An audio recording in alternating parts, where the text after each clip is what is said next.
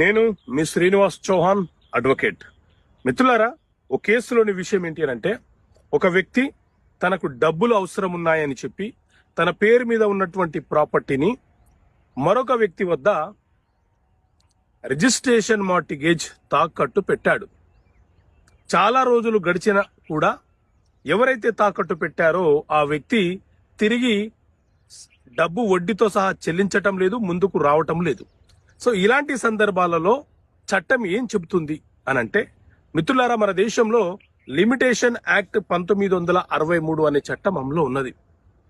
ఈ చట్టంలోని ఆర్టికల్ 135 ప్రకారంగా ఎవరైతే ఒక ప్రాపర్టీని తాకట్టు పెట్టుకున్నారో ఆ వ్యక్తి మార్టిగేజ్ రిజిస్ట్రేషన్ జరిగిన రోజు నుంచి 12 సంవత్సరాల లోపు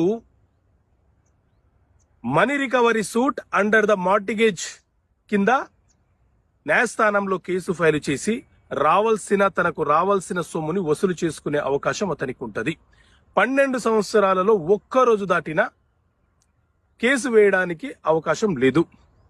అదే లిమిటేషన్ యాక్ట్ 1963 ఆర్టికల్ 146 ప్రకారంగా ఎవరైతే తాకట్టు పెట్టారో ఆ వ్యక్తి మాత్రము మార్టిగేజ్ నుంచి విముక్తి కల్పించండి, ఆ మార్టిగేజ్ నుంచి రిలీజ్ చెయ్యండి అని చెప్పి 30 సంవత్సరాల లోపు అతను న్యాయస్థానంలో కేసు వేసే వెసులుబాటు అతను